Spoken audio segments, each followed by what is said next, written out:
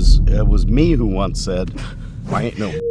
And then the great Dan Rosenfelt, everybody. What's up, everybody? My name is Amanda, and I'm part of the social media team here at Electric Owl Studios, responsible for bringing you all the ridiculous content, as we usually do. Today is our first and probably only episode of Hoot Ones.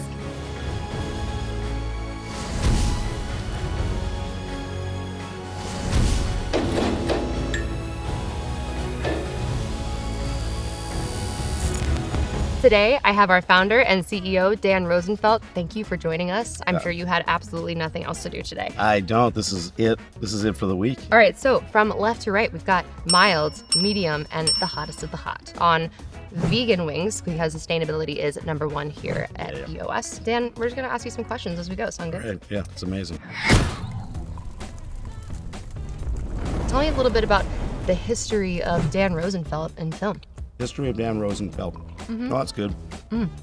That's mild. Supposedly. Great. I've always wanted to work in film and TV since I was a little kid. I went to film school at Penn State.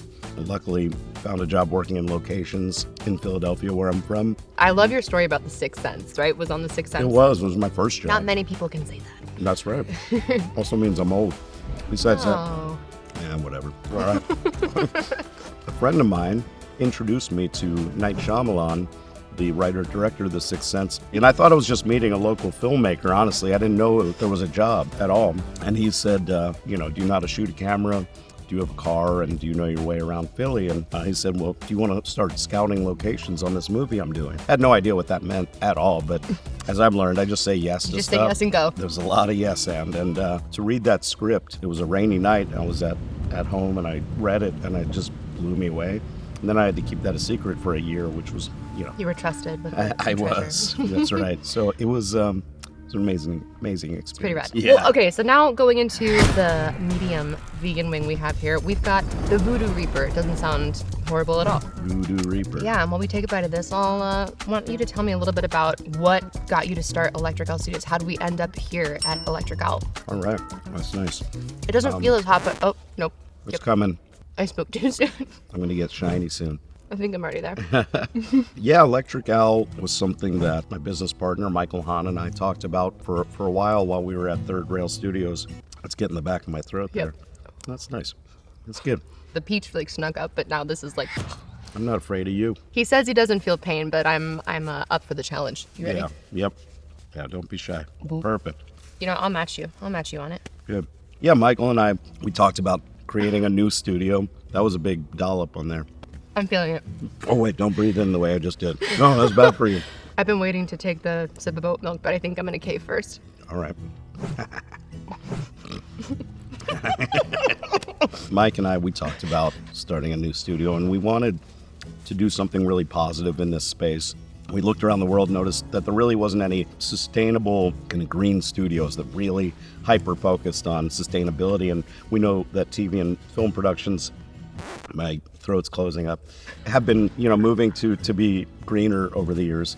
And so we wanted to create a space for them where they could easily attain their sustainability goals. And, right, because film and TV is traditionally so wasteful. There's a lot of materials thrown in dumpsters, short-term use, right?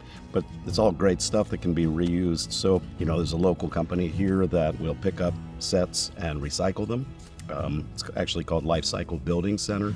Great place. Michael had the idea to go for a LEED certification, which is Leadership in Energy and Environmental Design. It's through the U.S. Green Building Council. So it was just... and we're the only LEED Gold certified in the world. Yeah. Correct. Yeah. So you can say that we started it. Yeah. So it's a great. It just gave us kind of a good, kind of goal to reach, like something tangible. Tangible. That's it. Some word I was looking for. With the hot sauce. Yes. Force flavor. Losing my vocabulary. Dab. Yeah.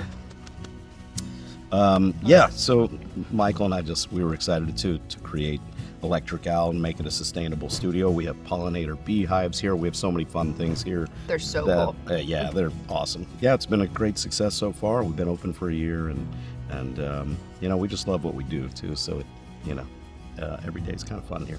I mean, we have absolutely zero fun, for the record. All right, we're on our final one. You want to give him a little shout out? Mr. Payne says, execute your taste buds. That's pretty. That's not scary at all. Over the top. All right, well, cheers to Cheers. executing our taste buds. Execute. Cheers. Well, now that we're on the topic of Electric Owl, tell me a little bit more about the future of Electric Owl and the future of film in general, particularly in regards to sustainability. Yeah. We have been developing a property in. Is it hot? I can't tell. I breathed something in. Give it like Yeah, a... don't do that. It's like mentholy. It's He's insane. okay. Oh, there we go. I feel like you might regret that. Yeah, I think you're right. It might. What was the question? The future of Electric Owl. Oh, sorry. Gotta blast through it. We've been developing a property in New York for some time now. We're excited to break ground later this year, late fall. And I might get a little bit of this milk right now because I can't. My mouth's not moving properly. I can't even describe what this feels like right now.